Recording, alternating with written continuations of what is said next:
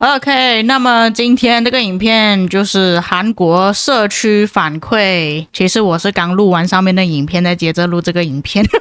Hello， 大家好，我是议员。那么这边就有说到，这边韩国社群反馈讲的东西呢，是他们去线下聚会的时候收集了一些玩家的问题，在11月初的时候，现在11月中，但将他们做这个问题还做得蛮快一下的。第一个问题跟上面的问题是差不多，你们有没有计划去修复 KVK 不公平匹配的问题？他们正在提高匹配数据和标准的透明度。目前玩家没有办法去查看到他们匹配的驱动因素，这边我要怎样解释呢？就是他们匹配的详细的过程吧。所以每一次匹配结果出来的时候可能会出乎意料。关于匹配更加多的信息，他们之后会通过万国觉醒工具，就是你们去城市里面点开那个布告板那边，它中间会有一个按钮，你点进去可以查看那个部分，在那个工具中会提供。他们也在努力平衡各个营地，努力追求每个营地每个阵营构成更加均衡。比方说有4个阵营就会有2个强2个弱的平衡，不会说有3个阵营比较强1个阵营比较弱的情况发生。最后他们也会持续调整不同匹配因素的权重，比方说在新版的随机科技上线的时候，他们就更新了玩家活跃数量的比重，就是你玩家活跃数量越多，可能你匹配到另外一个敌人，他玩家活跃数量也会比较多，这样子的事情，而不是光看战力而已。不过在这个部分之前，关于 KVK 匹配 Q&A 里面也是有大概说过了，所以我觉得他这个部分呢讲了跟没有讲没有什么太大差别。第二个问题，希望增加更加多的征服币可以兑换的奖励种类，并且改进当前王国战争奖励。目前这些奖励对于盟国来说吸引力不足，就可能你跟其他的阵营合作，他们拿到的奖励并不是很好的意思啊。他们将继续改进征服赛季奖励，并定期进行审核，增加更加多可以使用的征服币兑换的物品、新的城市皮肤以及其他奖励。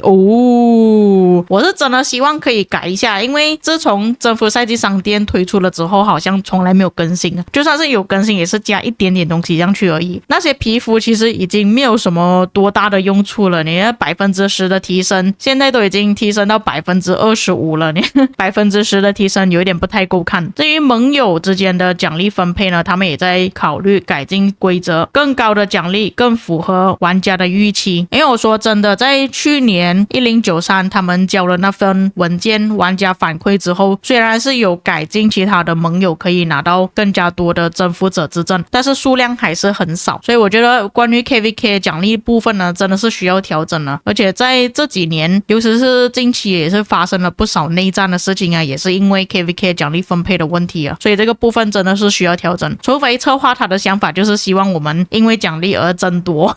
而内战啊，那就没有办法了啊。下一个问题很重要哈，我也可以理解为什么韩国玩家他们会问这个问题啦，但是这个问题其实跟国服玩家没有什么影响，对你们来讲没有什么影响，因为你们关卡开放的时间永远都是晚上8点，但是在国际服我们关卡开放的时间不一样，我们有时候开放的时间是真的很阴间了。那他这边就有说到，现在 KVK 的开启时间、运行的时间对于亚洲玩家来讲是很困难的，有没有任何想要改进的计划？我是讲真的啦，就算我们尽快去完成编年史，最快也就要等到晚上10点接近11点的时候才开门口，那这个是北京时间嘛。像他们这边韩国线下聚会全部是韩国玩家，韩国的时间是比起中国时间还要快1个小时，也就等于说他们要11点接近12点的时候才来打 KVK， 关卡才开放，所以他们会问这个问题，我是真的能够理解。而且关于这个东西呢，其实我在之前也是有跟其他的主播讨论过这件事情啊，但是可能太多的主播全部都是外国人啊，不是很多玩家同意我的观点。那时候我是有讲到，不如可以让其他阵营一起投票决定要什么时候去开那个关卡，不然就是固定时间会比较合理一点，不然就是轮流换那个时间啦。每次要等到晚上11点 UTC 14、15才开门的话，我们真的会很辛苦哦。像我现在这场 KVK UTC 19开门，你们知道是几点吗？早上3点多啊，我怎么打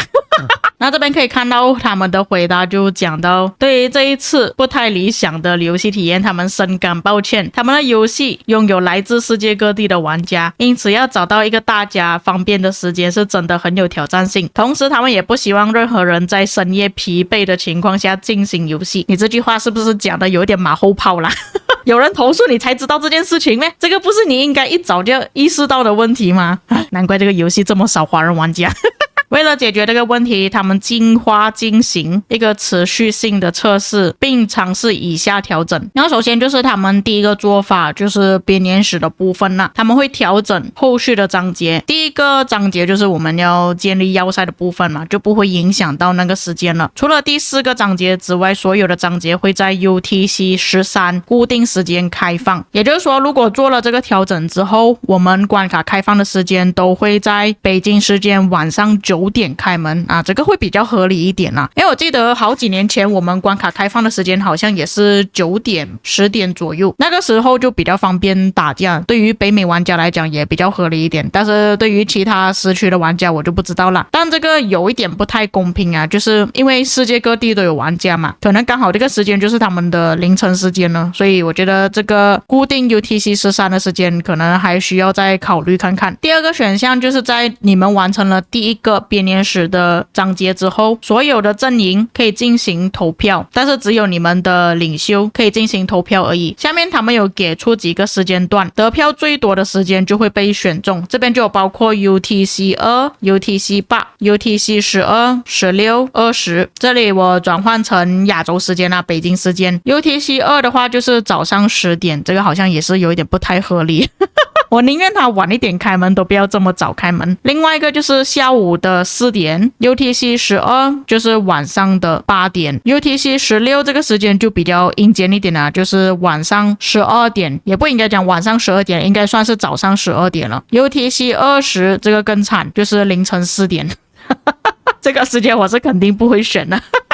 但我是觉得说有的选好过跟没有的选还要更好啦，这个会比较合理一点了，就看你那个地图上有比较多哪一个时区的玩家。不过关于这个部分，他们会继续收集相关的一些资料啊、反馈啊，然后进行调整，并且他们会开一些测试服啊，才来决定最终的设计方案。所以大概是这样子。那下面第4个问题，希望他们可以移除治疗限制。现在还是有治疗限制啊，1000次治疗，但是这边策划回答说他们目前不会增加治疗次数。他们分析了当前的情况，认为问题的根源在于当前的 KVK 中资源消耗过高，导致到玩家寻找其他减轻负担的方法。为了解决这个问题，他们计划实施针对性的方案来降低治疗成本，比方说在战斗过程中提供额外的免费治疗，具体细节仍在开发当中，请关注后续更新。但我也是有听那些韩国玩家说，他这边说的减轻治疗的方法就是提供一些治疗药品之类的，就有点类似像沙场点兵这样子。但那个我们还是需要再观望啊，如果可以减轻玩家治疗的负担，真的会比较好一点。因为我玩其他策略游戏是真的有类似这样子的功能啊，就是你不需要使用加速去进行治疗，它会给你一些治疗药剂去治疗，当你的药剂用完了之后才会用你的资源去治疗，但是是完全不需要使用加速的。第5个问题，太多代打在这个游戏里面了，你们有什么解决方案吗？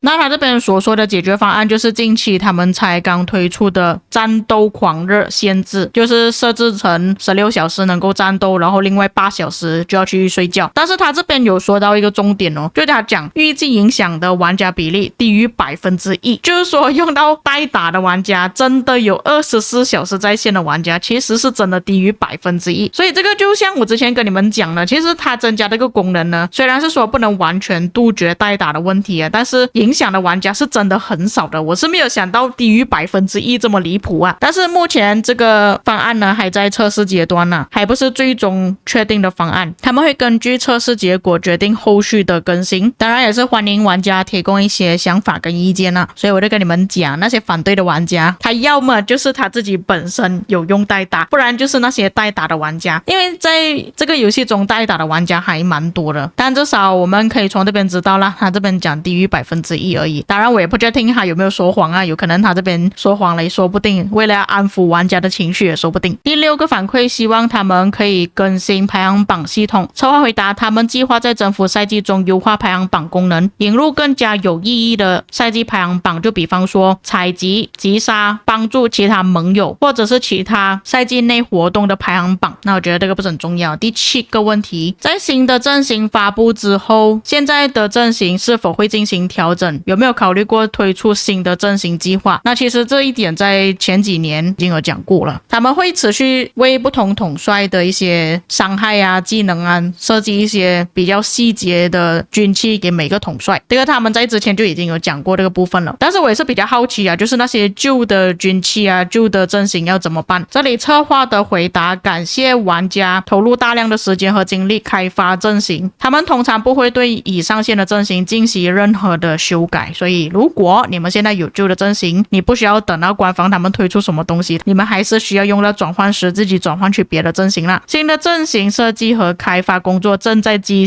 极的进行中，他们预计在2026年上半年逐步推出技能伤害、重击伤害、连击伤害的相关阵型。感谢您的耐心等待，敬请期待。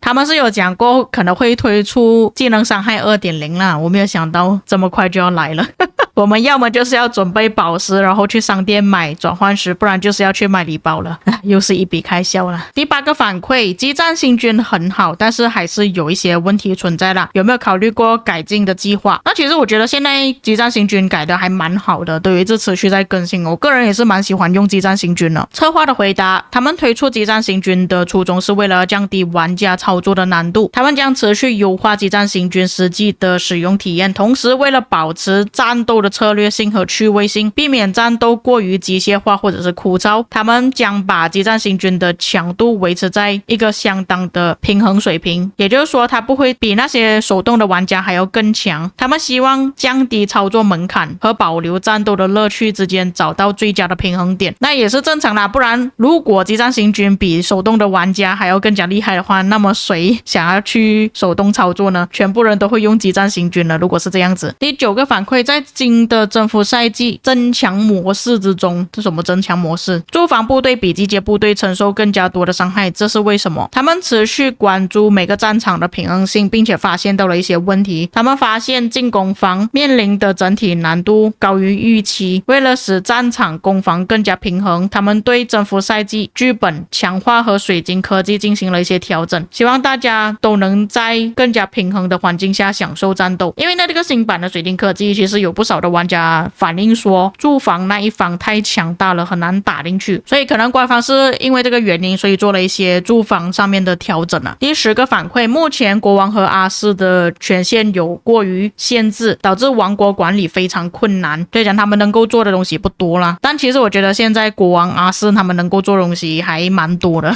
未来他们将增加更加多国王能力和奖励，比方说国王和阿斯新增加成就奖励、国王技能，以及允许国王选择自定义的争议效果。然后查看列表已经优化，降低了排名限制，目前已经上线了这个功能，就是讲 ROK 工具那个部分呢，也是已经更新了。那接下来还有10个 Q&A 哈，这么